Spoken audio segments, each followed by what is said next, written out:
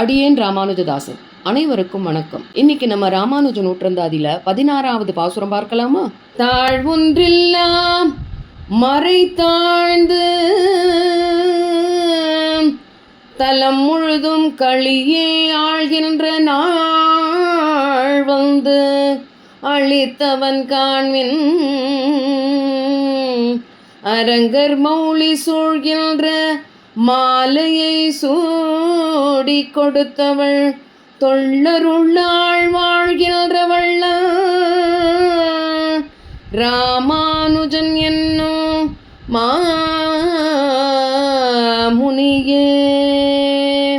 அரங்கனை தவிர யாரையும் அறியாத தந்தை கட்டி வைத்த பூமாலையை தான் சூடி பார்த்து அதனை எம்பெருமான் சூடும்படி அளித்தவள் நம் ஆண்டாள். அந்த கோதையின் அருளையே தன் வாழ்வாக எண்ணிய வள்ளல் பெருமான் தான் நம் மாமுனியாகிய எதிராஜர். தாழ்வில்லாத வேதம் தாழ்ந்து இந்த பூமி முழுவதும் கலிபுருஷனின் தாண்டவம் ஆடும் காலகட்டத்தில் தாமாகவே வந்து உலகை காத்தருளியவர் நம் ராமானுஜர் என்பதை உணர்வீராக. ஆளவந்தார் யார் என்பதை பார்ப்போமா? வாருங்கள். ஆளவந்தார் வைணவத்தின் ஆணிவேர், ஞானத்தின் ஒளி. கல்லை கொடுத்தால் அதை சிற்பமாக மாற்றித் தரும் ஒரு சிற்பி போன்றவர். பொன்னை கொடுத்தால் அதை ஆபரணமாக கொடுக்கும் பொற்கொள்ளல் போன்றவர். சூன்யம் போன்ற நமக்கு எம்பெருமானின் கல்யாண குணங்களை அழகாய் விரிவாய் எடுத்துரைத்து அந்த எம்பெருமானை அடையும் வழியினை நமக்கெல்லாம் எடுத்து கூறி பரமபதம் அனுப்பி வைக்கும் ஆச்சாரியர்களில் முதன்மையானவரே நம் ஆளவந்தார். இவர் 976ஆம் ஆண்டு ஆடி மாதம் உத்தராட நட்சத்திரத்தில் வெள்ளிக்கிழமை வீரநாராயணபுரத்தில் பிறந்தவர். நாதமுனிகளின் பேரனும் ஈஸ்வரமுனிக்கு பிள்ளையும் ஆவார். 4000 திவ்ய பிரபந்தத்தையும் தாளத்துடன் கூடிய இசையாக நமக்கு தந்த நாதமுனிகளின் திருப்பேரனார்தான் ஆளவந்தார் என்கின்ற யமுனை துறைவர். இவருக்கு யமுனை துறைவர் என்ற பெயர் சூட்டியவர் மணக்கால் நம்பி என்கின்ற ஆச்சாரியரே. இவர் சிறுவயதாக இருந்தபோது அப்போது அந்த தேசத்து ராணியினால் எம்மை ஆளவந்தீரோ என்று அன்பாக கொண்டாடப்பட்டதால் அன்று முதல் இவர் ஆளவந்தார் என்று அழைக்கப்படுகிறார். மகாபாஷ்ய பட்டர் என்பவர்தான் யமுனை துறைவன் என்கின்ற ஆளவந்தாரின் குரு ஆவார். அந்த சமயத்தில் அந்த தேசத்தில் ஆக்கியாழ்வான் என்ற செருக்குமிக்க அரசனின் புரோகிதன் ஒருவர் இருந்தார்.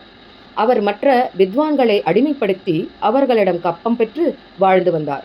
அது சமயம் யமுனை துறைவன் ஆசானாகிய மகாபாஷ்ய பட்டரையும் இந்த ஆக்கியாழ்வான் வாதத்திற்கு அழைக்க தன்னிடம் தோற்றுப்போன ஆள் தனக்கு அடிமை என்று எழுதி கொடுக்க வேண்டும் என்றும் சொன்னார் இந்த ஆக்கியாழ்வான். அந்த ஓலையை பார்த்து வேதனைப்பட்ட மகாபாஷ்ய பட்டரிடமிருந்து ஓலையை தான் வாங்கி படித்து அதை கிழித்து போட்டுவிட்டு ராஜதூதர்களை திருப்பி அனுப்பினார் யமுனை துறைவர். தூதன் நடந்தவற்றை ஆக்கியாழ்வானிடம் சொல்ல, ஆக்கியாழ்வான், என்ன சொல்கிறாய் நீ? நான் கொடுத்த ஓலையை கிழித்தானா? கிழித்தவன் என்ன மகா பண்டிதனா? சாஸ்திரங்களை கரைத்து குடித்தவனா? எங்கிருந்து வந்தது அவனுக்கு இவ்வளவு துணிவு?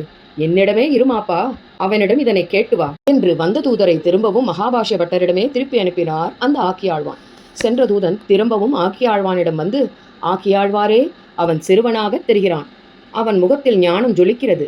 அவன் உங்களிடம், நான் கவி மட்டும் அல்ல, நான் சாஸ்திரம் மற்றும் அறிந்தவன் அல்ல, பிரதிவாதிகளாகிய யானைகளின் கொட்டத்தினை அடக்க வந்த சிங்கம் போன்றவன் என்று போய் சொல்லு என்கின்றான் என்று சொன்னான் தூதன். தூதனே, என்னிடமே அவனை சிங்கம் என்கிறாய், உனக்கு வெட்கமாக இல்லை என்றார் ஆக்கியாழ்வார். ஓலையை கிழித்தவன் இங்கே வர வேண்டும். என் வாதங்களால் நான் அவனை தாறுமாறாய் கிழிக்க வேண்டும் என்று சொல்ல இந்த விஷயம் அந்த அரசனின் காதுகளில் எட்டியது. அரசனே ஒரு ஆளை அனுப்பினான். அம்மன்னரின் வார்த்தைகளையும் நிராகரித்தார் யமுனை துறைவர். தூதனே, மன்னரின் ஆணையையே ஒருவன் உதறி தள்ளுகிறான் என்றால் அவன் மிகுந்த ஞானியாகத்தான் இருக்க வேண்டும். பல்லக்கை அனுப்பி அவரை தக்க மரியாதைகளுடன் அழைத்து வா என்று அரசன் ஆட்களை அனுப்பினான். பல்லக்கு வந்தது. சகல மரியாதைகளுடன் யமுனை துறைவன் அரசவைக்குள் நுழைந்தார். யமுனை துறைவன் வருவதற்கு முன் மன்னனும் ராணியும் ஒரு பந்தயம் வைத்தனர். மன்னா, இன்று வரும் அந்த குழந்தையிடம் கண்டிப்பாக ஆக்கியாழ்வான் தோற்று போவான் என்று ராணி சொல்ல, ராணி, எப்படி அவ்வாறு சொல்கிறாய் என்று மன்னர் கேட்க, சில சமயம் நம் மனது சொல்வதை மறுக்க முடியாது என்றாள் ராணி. சரி, ஒரு பந்தயம் வைப்போம். இன்றைய போட்டியில் அந்த பிள்ளை தோற்றால் நான் உன்னை ஒதுக்கி வைத்து விடுவேன். அவன் ஜெயித்தால் எனது ராஜ்யத்தில் பாதியை அவனுக்கு பரிசாக அளிப்பேன் என்றார் மன்னர். போட்டியும் தொடங்கியது. ஆக்கியாழ்வானின் அனைத்து கேள்விகளுக்கும் அர்த்தங்களுடன் பதில் உரைத்தார் நம் யமுனை துறைவர். இப்பொழுது யமுனை துறைவனின் முறை வந்தது. அவர், ஆக்கியாழ்வானே, நான் இங்கு இப்பொழுது 3 வாக்கியங்கள் வைப்பேன். அவற்றை நீங்கள் மறுத்து, அதாவது இல்லை என்று நிரூபிக்க வேண்டும் என்றார் யமுனை துறைவர். முதல் வாக்கியம், உன் தாய் மலடி அள்ளல். இத்தேசத்து ராஜா சார்வபௌமன். 2வது வாக்கியம், 3வது ராஜாவின் மனைவி பத்தினி. இந்த 3 வாக்கியங்களையும் நீ மறுத்து பேச வேண்டும். நடுங்கி போனான் ஆக்கியாழ்வான்.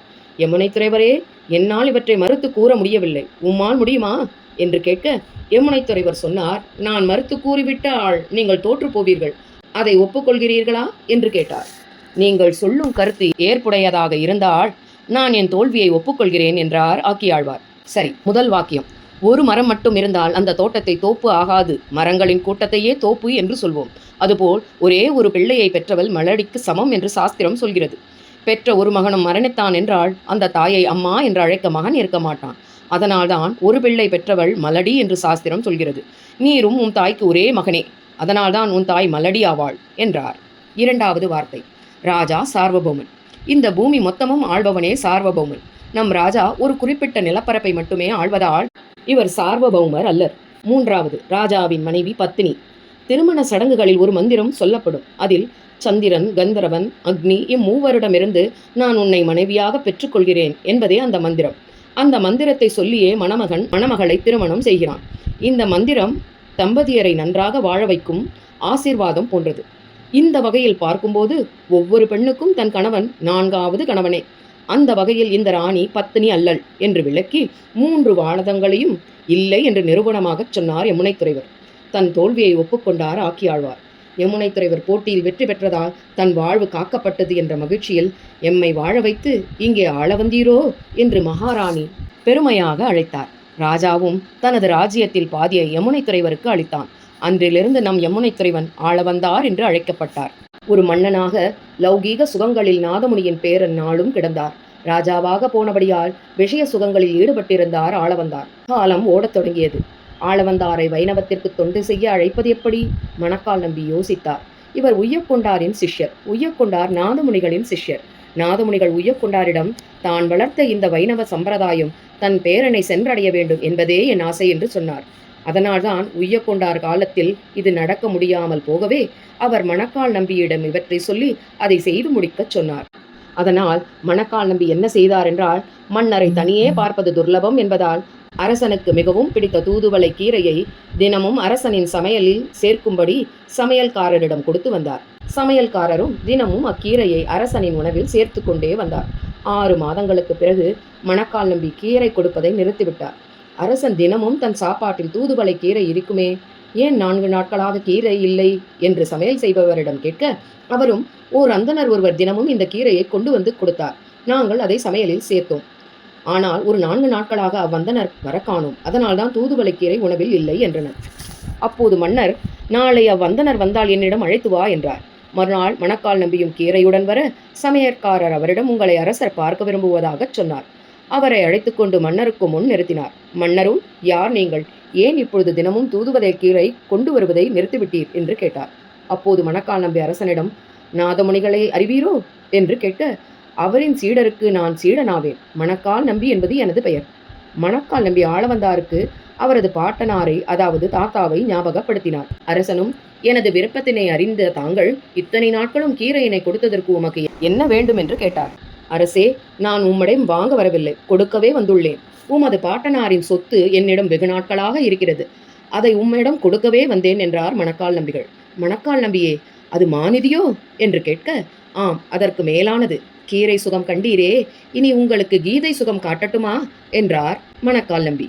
அந்த மாநிதியை நீங்கள் பெற வேண்டும் என்றால் தாங்கள் திருவரங்கத்திற்கு வர வேண்டும் என்ற மணக்கால் நம்பி, வைணவம் என்ற மிகப்பெரிய சாம்ராஜ்யம் ஆளவந்தாருக்கு இருக்க இந்த சிற்றரசனாய் இந்த சுகம் தேவையா உமக்கு என்றார் மணக்கால் நம்பி. ஆளவந்தாரும், நம்பியே, நீர் என்ன சொல்ல வருகிறீர், புரியவில்லையே என கேட்டார். யமுனைத்துறைவரே, இந்த வாழ்க்கை போதும். திருதண்டம் ஏந்தி வைணவம் காப்பதற்காக நீங்கள் திருவரங்கம் வர வேண்டும்.